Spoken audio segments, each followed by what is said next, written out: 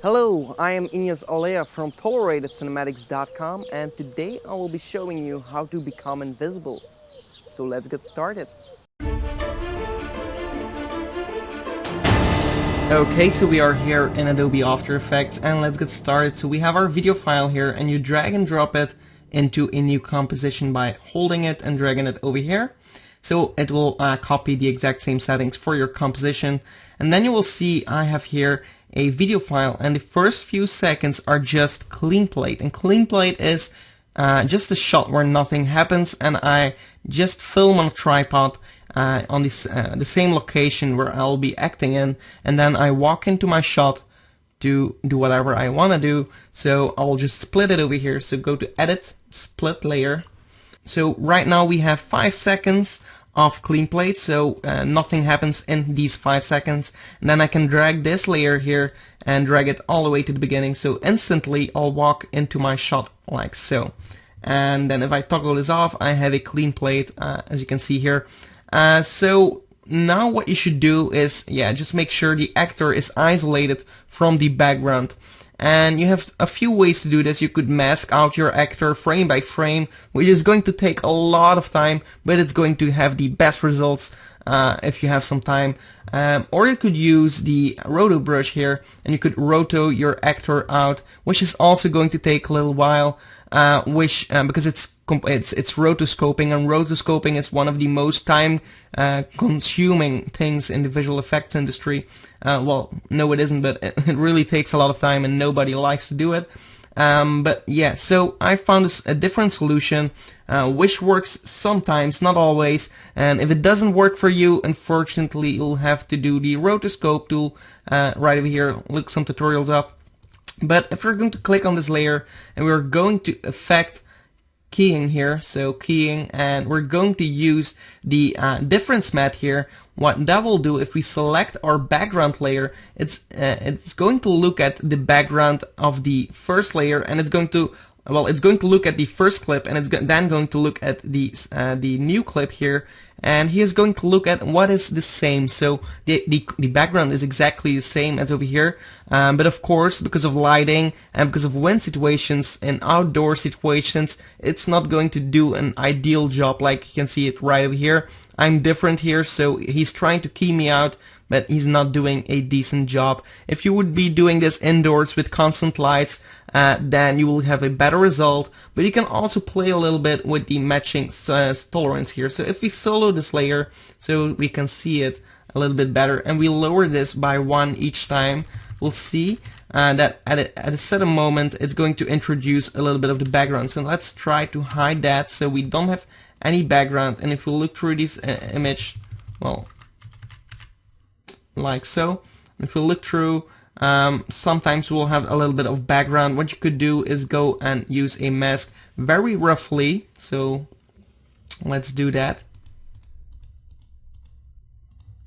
like so, and then try to lower it for 1 more, and then just press M on the keyboard to reveal the mask options and click on stopwatch for a mask path, and then just animate your mask together with the actor. So let's do that very quickly.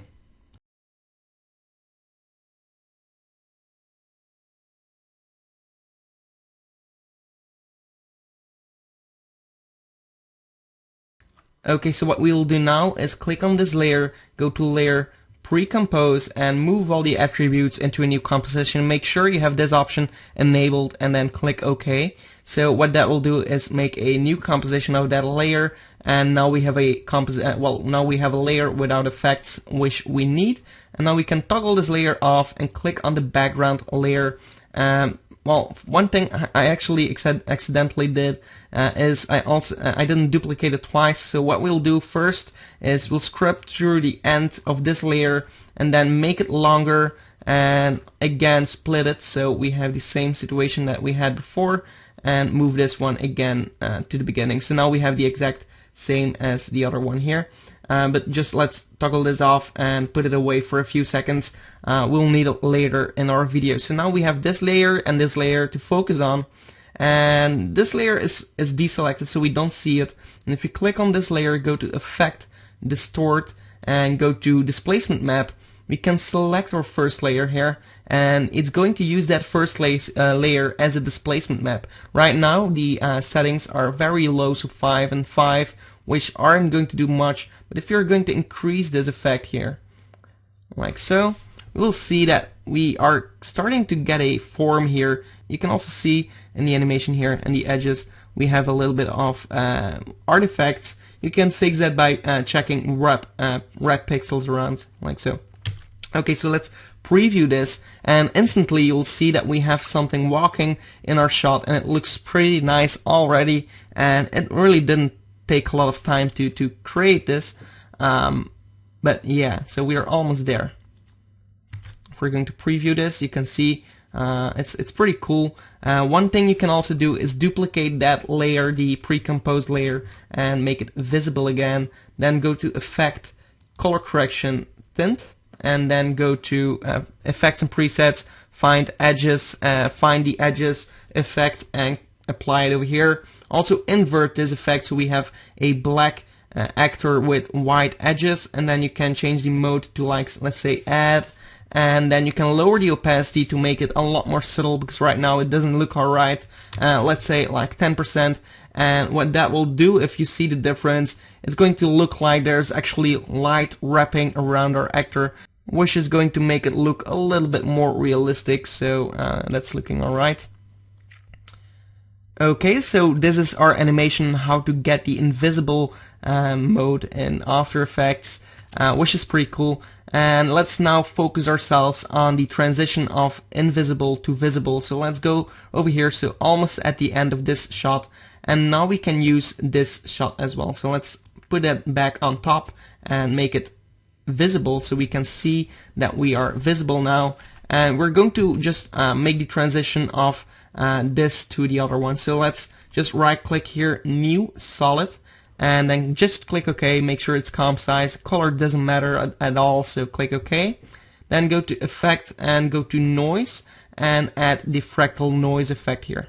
So what we'll do now is go to Transform and increase the scale, like let's say 700 for me will do alright, because I'm using a 4K composition. This might be a smaller amount for you, so it really depends on your project. And then increase the contrast so we only see blacks and whites, and change the complexity to, like, say 3 or maybe 4. 4 looks alright. Maybe increase the scale a little bit more, and also create a new keyframe for the offset turbulence and for the brightness.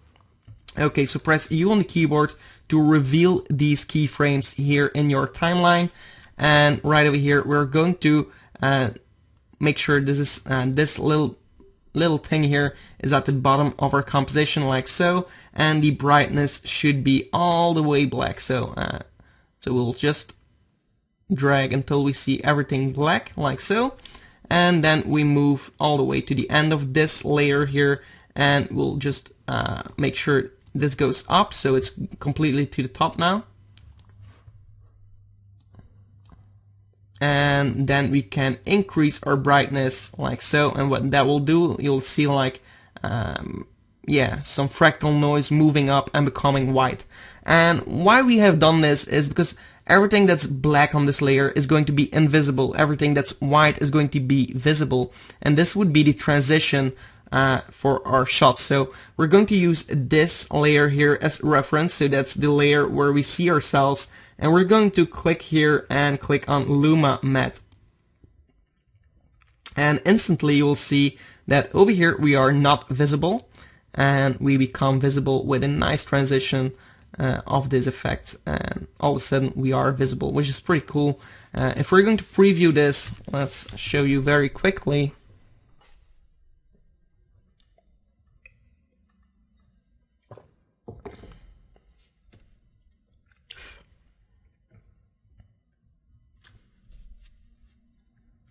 Okay, so this looks pretty cool, and we have our simple transition, as you can see here. So you can do a lot of cool things with fractal noise, experiment with it, use different kind of transitions, and I would love to see what you can come up with.